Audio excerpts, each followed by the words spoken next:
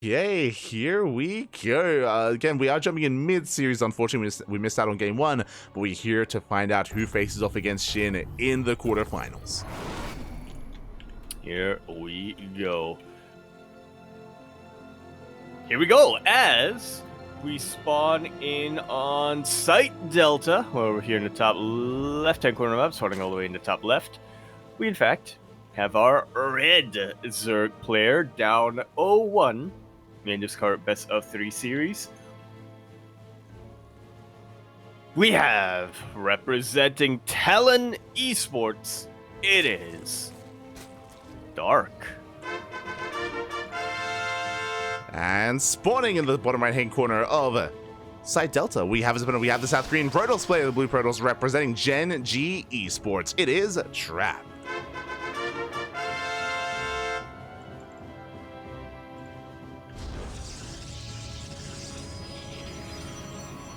Go. Okay, yeah. I was a little confused early on when I saw the lobby got posted. I was like, wait, are you telling me that they did their vetoes already? But then I remembered, oh wait, not every series ends at the same time. Yeah, we have our next series ready for us. We're jumping into our second game, and we're jumping mid-series into game number 2. We unfortunately don't really know what occurred in that first game, but you know, we will be able to embrace at least the finale of this series and see where it takes us. Indeed, we shall. Hey, who knows? We might go all the way to the ace match here, which is actually what I would expect. You know, Trap, it cannot be overstated just how quickly he's been able to improve and get back into competitive form since he came back from the military. I know there's a term for it when you're officially discharged. It's not discharged from the military. I know there's a term for it, but I don't remember what it is. But yeah, Trap has been improving very, very rapidly at a pace that is quicker than I would say, at a pace that I think is quicker than what we saw from a lot of the other ex-military Koreans. Yeah, exactly. It's been really impressive to see Trap improve at the rate that he has been. Likewise, not just Trap, I mean, Rogue has been popping off as well, and I mean, we can try to catch up with some of those matches later on. But yeah, for now, I mean, to be up in this series against Dark is very impressive, and I believe he has actually defeated Dark already in his return in the past. So yeah, it's been really impressive to see the growth of Trap. Oh yeah. You know, the manifesting works. There he goes, you know, Gemini with his rituals. True. Dark rituals going on. There you go. You know, when you've got Gemini behind you, anything is possible. And for now, we're just going to be settling in. It's going to be a Hatch Gas Pool Standard Opener out of Dark. Likewise, Trap going for a Stargate Opener himself. So nothing too wild in the early game. But really, I feel like our eyes are going to be on Dark here. He's been known for his more aggressive tendencies in ZvP. Not the most standard of players. Not at all, no. As much as I feel like a lot of Zerg players would like for Dark's play to become the standard, you know, they look at it and they think, okay, this is something that, when you look at it on paper, doesn't seem that complicated, but somehow Dark is the only one who can make it work. Yeah, exactly. So for the time being, we're just droning up. We have a handful of links to threaten the third base. Outside of that, we're even trying to catch the Stalker if at all possible. The Oracle does race back home to deal with the Overlord to help support the Stalker as well. Dark is just going to be happily droning and will delay the third base. Yeah, nice little start here from Dark, but Trap will, of course, get it up and running in the end. Trap, typically a player who does like to get to his 3 bases. He is a bit more macro-oriented. You know, he is on that kind of stats axis, from what I can recall. Our old math that we had to describe the tendencies of different Protoss players. Yeah, despite that, are we looking to glaive it up here? There it is, the fast Twilight Council before the third base was even halfway done, and we're rushing into glaive it ups in the follow-up. Now, we have seen Classic pop off. I don't know if you've been watching KSL or even last week's ESL Open Cup Asia. Classic is so far undefeated with this build, as he was able to 3-0 Dark with it and take down Solo 2-0. I think he took down Shin as well. Like, Classic has been popping off with this. It's disgusting. I can hear the PTSD in your voice. The 2020, 2021 True. PvZ meta. Early game meta, I should say, because the late game meta back then was completely different. Yeah, and I'm concerned now for Dark, because I don't know if you, I mean, you can see what I see. No Roach Warren. No Roach Warren. No Baneling Nest here. Only a Lair is on the way. Baneling Nest now being thrown down, but this is going to be a tight hold here for Dark, as it's relying on purely Lings for the time being. It's not something that's... It's not something that you can really count on against these Glaved Adepts. In fact, that's exactly what Adepts want to see that they're up against in a PvZ. Yeah, and here we go. Trap is going to be sending everything across the map. Baneling Nest is halfway done, not quite ready yet. Queens can hold their own, and we are amassing Lings as we speak, but as you mentioned, Lings, they have a really hard time having any kind of sustain against this army. The Queens, though, they can buy some time. They can, but even then they do start to get targeted down one after the other. Not a lot of energy on these Queens, so we got one transfuse, and now we're out, pretty much. Oh, yeah, exactly. As we get into the mineral lines, drones are now going down. The main base has to be evacuated. That's already 8 workers falling, and the Adepts are still standing strong. We shade in towards that natural Banelings are on the way. Up. And if they do manage to get on top of these Adepts, it can absolutely shut them down. Decent split coming out from Trap, but he will take a couple of connections too many by the looks of things. He's getting a lot of economic damage. 16 drones. That is absolutely massive, but I feel like Trap needs to do a little bit more to get a definitive advantage. Yeah, this is good. This is already a mineral line worth of workers. Trap, he has a worker lead. He's ahead in the economy. He's working towards his eventual follow-up. It's going to be +1 in Blink, but we don't have any Immortals. Interesting. That's a distinct difference here from what Trap is going for than Classic. Classic, he will go for Glaive Adepts into an Immortal follow-up all in. Immortal production is now beginning, but I mean, I guess we don't need them as much because there were no roaches. True. Yeah, I was going to say, Trap did go into the main base of Dark, so I have to wonder how much of that is just because of the fact that he didn't scout a Roach Warren, and he saw those Banelings being morphed in. Trap, he did the math. He knows that because of that, Dark cannot have a Roach Warren out just yet. So he can still get away without producing Immortals for now. Yeah, exactly, as we do hit the field once again. Blink is yet to complete, but we have these Oracles to support these Stalkers, so even without Blink, we do have Sustain. Stage Trap's going to be thrown down behind this as well. Roach production has begun, and Dark is going to be able to hold his own for the time being. It's still recovering economically, but he will be able to hold at least against the next wave.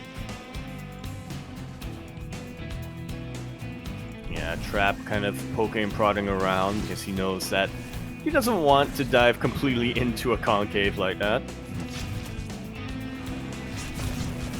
As one Oracle is going to be going down. Trap backs up, just waiting for his Blink to finish up. Likewise, fourth base now being saturated. Dark does go for a wave of drones, but here comes Trap. He's getting ready for that next push. Like so, Dark is looking pretty far ahead into the future. He's getting his Infestation Pit.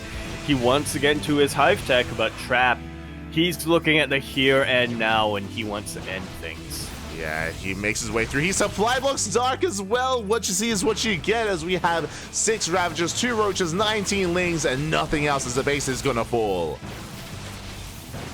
Nothing Dark can do about that. Roaches and Ravagers here on the high ground. It's a very good defensive setup here for Dark, but Trap is reinforcing. He's pulling back now, actually. Yeah, I mean, honestly, Trap can keep pushing. He's looking to get further ahead. He's taking a 4th base. He's taking up into Storm, taking up into +2. Trap is taking a bit of a more passive approach here after killing the 4th and taking a lead. Yeah, Trap is playing things out safe, which is the smart choice, but not the correct choice. Not Yaku's correct choice, as he would like it to be over, Papi. Pull the boys, is what Yaku says. But, you know, he backs off, and honestly, like, he still is able to maintain his lead here. Dark is double expanding, taking the southern base, so he's still in a 4-base economy, thankfully. Yeah, so he can still keep this going. He can still tech up. His hive's about halfway done, so we are going to be approaching Dark's final form pretty soon. A form which Trap was really hoping he wouldn't have had to face. Yeah, as Dark is maxing out on Lingbane Roach Ravagers. Trap, they're coming in. Storm is done in 2 seconds, and we have High Templar ready. And okay, now position. Oh. Ooh, Juicy Bile's gonna be connecting on these sentries, but it's not gonna be enough to take them out. Yeah, nice force field just stemming the tide. We can see Trap getting in position, getting ready for the Bailing run by, but it looks like we have maybe split up our army a little bit. Yeah, a little bit lopsided here for Trap. Yeah, you know what? The Storm, so. True. There's a High Templar gets biled down. Battery overcharge gonna be pulling, gonna be doing a lot of heavy lifting here, and surprisingly, it looks like Trap is able to push this back off the back of Storms and battery overcharge. Yeah, after dealing with the Bailing run by, he's able to reinforce, able to rotate the remainder of his army, or most of his army, over towards that 4th base, and Trap does hold on. Now, what's terrifying here is that Dark's army doesn't really scale amazingly into a longer game. It's not like he has a Hydra Den and a Lurker Den and, you know, that kind of hive tech really kicking in. We're still stuck with Lingbane Roach Ravager, so Trap just has to weather the storm before he can counterattack. Yeah, he still needs to trade a little bit more. He still needs to, you know, set up for that counterattack before actually. He still needs to get attacked before going for the counterattack. And we'll see if he can minimize his losses as Lings they get into the middle line. Probes are going to be going down. Storms are coming in, but ooh, we do take down 13 workers. A lot of damage here coming out from Dark. Trap technically has 4 bases, but it's not a 4-base economy anymore, and that is a sweet spot that Protoss wants to be at. Yeah, as Bile's going to be zoning away the army. We did get all those workers across the map. Zelaramba is going to distract some reinforcements, but does not get into the mineral line. Dark will defend. He will clean this up. And Trap, oh, alas, still has a pretty hefty army, actually. That's 5 Immortals he's working with. Yeah, very, very beefy. You know what, Biles? Yeah, they could be pretty good. They can be good. It feels like Trap is going for a bit of a more of an all-in more than anything here. I mean, Trap does have a 3-base economy behind this, but we're committed. We're moving everything across the map, and our goal here is to straight up end the game. This base is going to go down, but Dark will evacuate. Yeah, will Maynard probes over to the other 4th.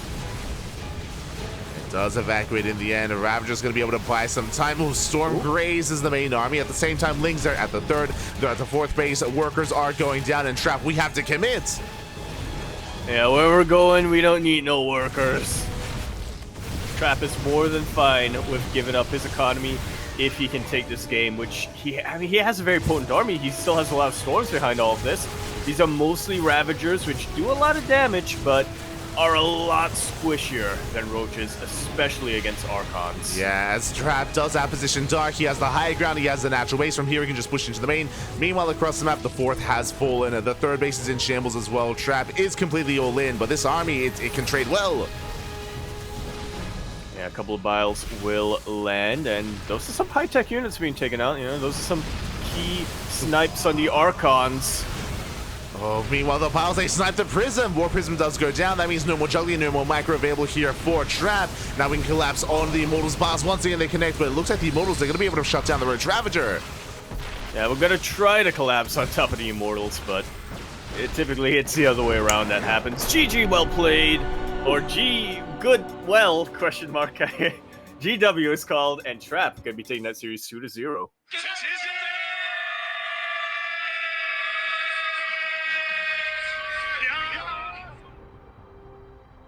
Wow. GG, well played. Trap does take the series 2-0 here again. That Glaive Adept build has been the bane of Dark's existence for the past couple of weeks, whether it's against Classic or even here against Trap.